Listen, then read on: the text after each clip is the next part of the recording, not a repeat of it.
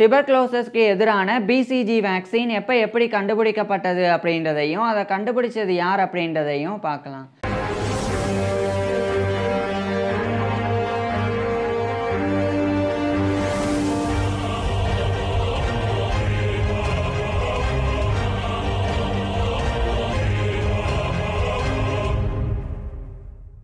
இருபதாம் நூற்றாண்டு வரைக்குமே டிபர்குலோசிஸ் என்ற தொற்று நோயானது உலகத்தில் வாழ்ந்து வந்த எண்ணிலடங்காத மனிதர்களும் விலங்குகளும் உயிரிழக்கிறதுக்கு காரணமாக இருந்தது.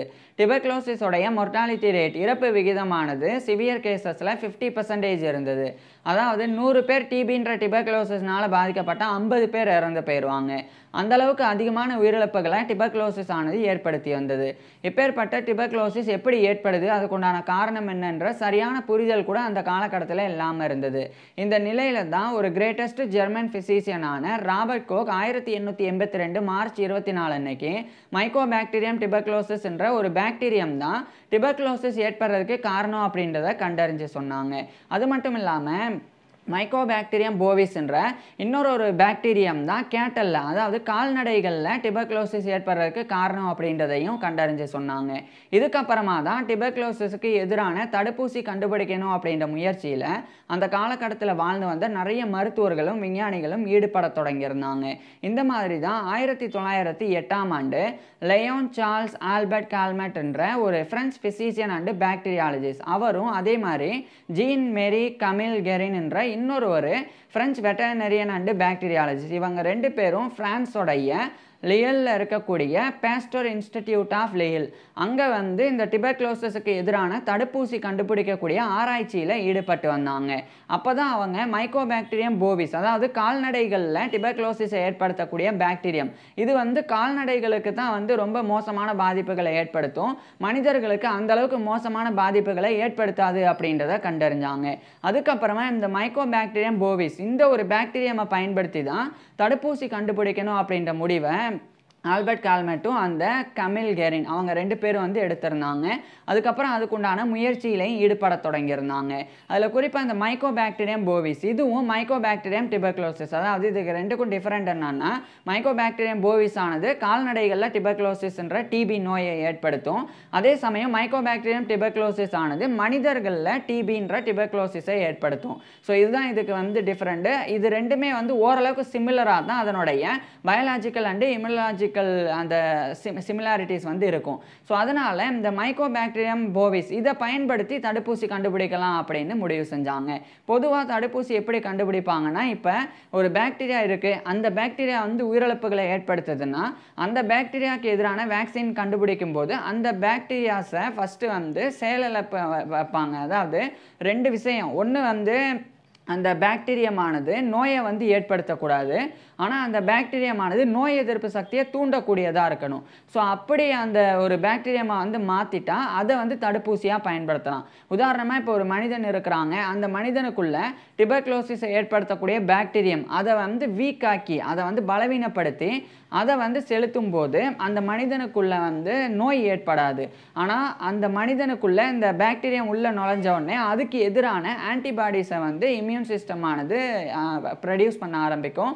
அதனால் நோய் எதிர்ப்பு சக்தி தூண்டப்படும் அந்த பாக்டீரியம் மூலமாக. ஸோ அப்படி பண்ணப்பட்டால் அதுக்கப்புறம் தீவிரமான, அதாவது வீக்காக இல்லாமல் ரொம்ப ஸ்ட்ராங்காக இருக்கக்கூடிய டிபர்குலோசிஸை ஏற்படுத்தக்கூடிய பாக்டீரியம் மனிதனுக்குள்ளே நுழைஞ்சா கூட அதை எதிர்த்து நம்மளுடைய இம்யூன் சிஸ்டம் எதிர்த்து செயல்பட தொடங்கும், அதை தடுத்துரும். ஸோ இந்த கான்செப்டில் தான் வேக்சின் கண்டுபிடிக்கணும் அப்படின்னு அவங்க 2 பேரும் முடிவு செஞ்சாங்க. ஆனால் இதில் பிரச்சனை என்ன அப்படின்னா, இந்த மைக்கோபாக்டீரியம் டிபர்குலோசிஸ் அதை வலுவிளக்க வச்சு அதை வீக்காக்கி அதை மனிதனுக்குள்ளே செலுத்தினா கூட அது பல பாதிப்புகளை ஏற்படுத்தினது. குறிப்பாக நுரையீரல் சேதத்தை ஏற்படுத்தினது. அது மட்டும் இல்லாமல் சில நபர்களில் ஸ்பைன், லிம்ஃப் நோட்ஸ், அதுக்கப்புறமா பிரெயின், கிட்னி போன்ற உடல் உறுப்புகளையும் பாதித்தது. இதனாலேயே மைக்கோபாக்டீரியம் டிபர்குலோசிஸ் என்ற இந்த ஒரு பாக்டீரியமை பயன்படுத்தி நம்மளால் தடுப்பூசி கண்டுபிடிக்க முடியாது அப்படின்றத அவங்க முடிவு செஞ்சாங்க.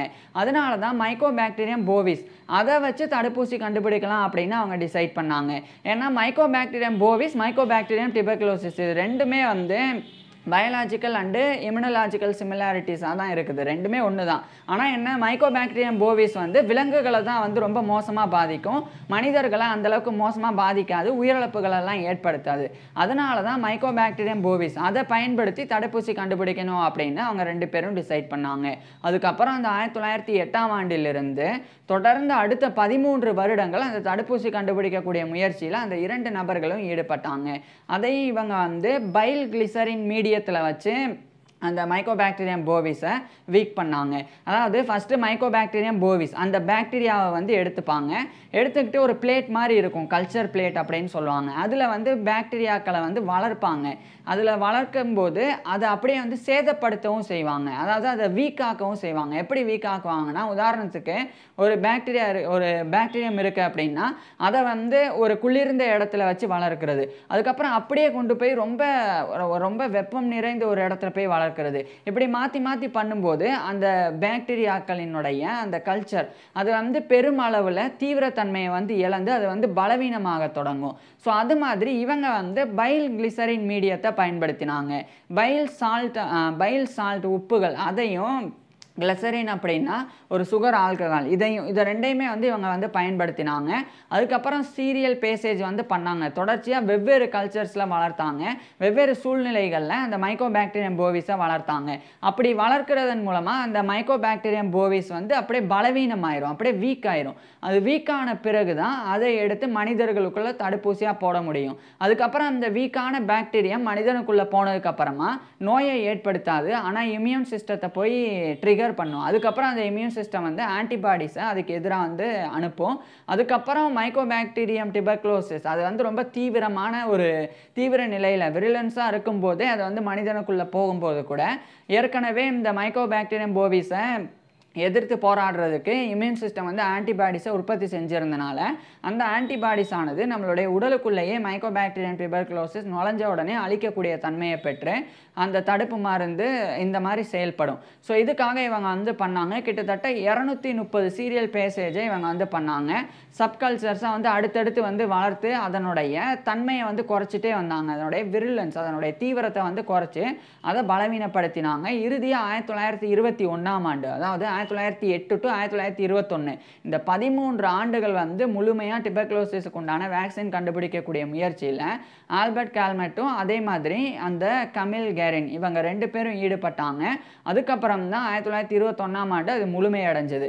இந்த நிலையில தான் பிரான்ஸோடைய பாரிஸில் இருக்கக்கூடிய ஹோபிட்டால் ட லா சேரிட்டி, அதாவது ஹோபிட்டால் ட லா சேரிட்டின்னா பிரான்ஸ் லாங்குவேஜில், இது வந்து பிரெஞ்சு லாங்குவேஜில், இது வந்து இங்கிலீஷில் வந்து சேரிட்டி ஹாஸ்பிட்டல் அப்படின்னு அர்த்தம். ஸோ பாரிஸில் இருக்கக்கூடிய ஒரு சேரிட்டி ஹாஸ்பிட்டலில் ஒரு பெண் வந்து கர்ப்பம் தரித்தாங்க. அதாவது அவங்க வந்து பிரசவம் நடந்தது ஒரு பெண்ணுக்கு. அந்த பெண் வந்து டியூபர்குலோசிஸ்னால பாதிக்கப்பட்டு பிரசவம் முடிஞ்ச பிறகு அந்த பெண் வந்து இறந்து போனாங்க. ஆனால் அந்த குழந்தைக்கு டியூபர்குலோசிஸ் பாதிப்பு இல்லை.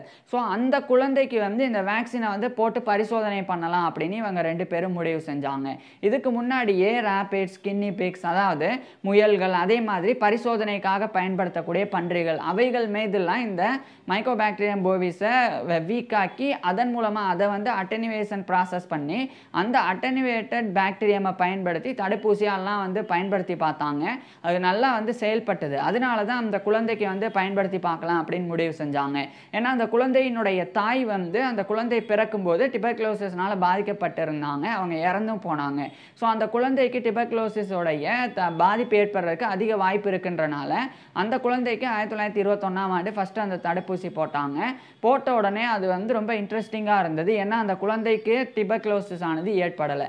அதுக்கப்புறமா தொடர்ச்சியாக டியூபர்குலோசிஸோடைய வேக்சின் வந்து டெவலப் பண்ணப்பட்டு அடுத்தடுத்து நிறைய குழந்தைகளுக்கு இந்த டியூபர்குலோசிஸ் வேக்சின் ஆனது போடப்பட்டது. அது மிகப்பெரிய அளவில் கை கொடுத்தது. இந்த டியூபர்குலோசிஸ் வேக்சினை கண்டுபிடிச்சது 2 நபர்கள். ஒருத்தர் வந்து ஆல்பர்ட் கால்மெட் அப்படின்றவர், இன்னொருத்தர் வந்து கமில் கேரின் அப்படின்றவர். ஸோ இவங்க 2 பேருடைய லாஸ்ட் நேம், ஆல்பர்ட் கால்மெட்டோடைய கால்மெட் அப்படின்ற நேம், அதே மாதிரி கமில் கேரினோடைய கெரின் அப்படின்ற நேம், இந்த 2 நேமையும் பெசிலஸ்னா பாக்டீரியம் அப்படின்னு அர்த்தம். ஸோ அந்த நேம், இந்த இந்த மூன்றையுமே வந்து இணைச்சு தான் பிசிஜி வேக்சின் அப்படின்னு அதுக்கு பெயரிடப்பட்டது. அதாவது பெசிலஸ் கல்மெட்-கெரின் வேக்சின் அப்படின்னு இவங்க 2 பேருடைய பேர்னால அதுக்கு வந்து பேர் சூட்டப்பட்டது. ஸோ அது வந்து அதுக்கப்புறம் பயன்பாட்டிற்கு வந்தது. இதுக்கப்புறம் 1943 அக்டோபர் 19 அன்னைக்கு செல்மன் வாக்ஸ்மன், அதே மாதிரி ஆல்பர்ட் சாட்ஸ், அதுக்கப்புறமா வந்து இன்னொருத்தவங்க எலிசபெத் யூஜி அப்படின்ற இந்த 3 நபர்கள், 2 ஆண்கள் 1 பெண், இவங்க வந்து ஸ்ட்ரெப்டமைசின் அப்படின்ற ஒரு ஆன்டிபயோட்டிக் கண்டுபிடிச்சாங்க. அதுக்கப்புறம் இதெல்லாமே வந்து டியூபர்குலோசிஸோடைய ட்ரீட்மெண்ட்டில் அதனுடைய எதிர்ப்புலலாம் பயன்பாட்டிற்கு வந்தது. ஸோ இதுக்கப்புறம் தான் டியூபர்குலோசிஸ்னால் ஏற்படக்கூடிய உயிரிழப்புகளும் குறைக்கப்பட்டது, டியூபர்குலோசிஸோடைய பரவலும் வந்து தடுக்கப்பட்டது. ஸோ பிசிஜி வேக்சின் கண்டுபிடிக்கப்பட்டதுக்கு அப்புறமா டியூபர்குலோசிஸோடைய பரவல் வந்து மிகப்பெரிய அளவில் கட்டுப்படுத்தப்பட்டிருக்கு. ஏன்னா அந்த காலகட்டத்தில் லீடிங் காஸ் ஆஃப் டெத்துக்கு முக்கிய காரணமே வந்து டியூபர்குலோசிஸ் இருந்தது. ஸோ அப்பேற்பட்ட நோய் கட்டுப்படுத்தப்படுறதுக்கு பிசிஜி வேக்சின் காரணமாக இருந்தது. ஒருவேளை அந்த டியூபர்குலோசிஸ் ஏற்பட்டால் ஸ்ட்ரெப்டமைசின் போன்ற ஆன்டிபயோட்டிக்ஸ் வந்து அதுக்கு எதிராக வந்து சிகிச்சைக்கு வந்து பயன்படுத்தப்படும். ஸோ இதனால் இன்றைய காலகட்டத்தில் டியூபர்குலோசிஸ்னால் ஏற்படக்கூடிய இறப்பு விகிதம் வந்து மிகப்பெரிய அளவில் குறைக்கப்பட்டிருக்கு. அதுக்கு மிக முக்கியமான காரணம் இந்த பிசிஜி வேக்சின் தான். ஸோ இதை கண்டுபிடிச்சது வந்து ஆல்பர்ட் கல்மெட் அப்படின்ற நபரும் அந்த கமில் கேரின் அப்படின்ற அந்த நபரும் தான். ஸோ இந்த மாதிரி தான் வந்து டியூபர்குலோசிஸுக்கு உண்டான பிசிஜி வேக்சின் ஆனது கண்டுபிடிக்கப்பட்டது. அதை கண்டுபிடிச்சது அந்த பிரான்ஸை சேர்ந்த 2 ஒரு மருத்துவர், ஒரு கால்நடை மருத்துவர், அவங்க தான் வந்து காரணம். ஸோ இப்போ டியூபர்குலோசிஸ் ஏற்படுத்தக்கூடிய மைக்கோபாக்டீரியம் டியூபர்குலோசிஸ் இது எப்படி கண்டறியப்பட்டது அப்படின்றது ஒரு சுவாரஸ்யமான தகவல் தான். ஸோ அதை பற்றி நான் ஏற்கனவே பேசியிருக்கிறேன். அதை பார்க்குறதுக்கு கீழே டிஸ்கிரிப்ஷனில் லிங்க் கொடுத்துருக்குறேன், பாருங்கள். இல்லைனா டிஸ்பிளேவை டச் பண்ணுங்கள், நேராக அந்த வீடியோக்கே போயிடலாம். ஒரே ஒரு விஷயம், பிசிஜி வேக்சின் வந்து பெரிய அளவில் இன்றைக்கி வந்து பயனுள்ளதாக இருந்தால் கூட பல்மினரி டியூபர்குலோசிஸ் இது வந்து அடல்ட்டுக்கு ஏற்படுறது வந்து தடுக்க முடியாமல் தான் இருக்குது இந்த பிசிஜி வேக்சின்னால் கூட. இருந்தாலும் இந்த பிசிஜி வேக்சின்னால் மற்ற டியூபர்குலோசிஸ் ஆனது மிகப்பெரிய அளவில் குறைக்கப்பட்டிருக்கு. தேங்க்யூ.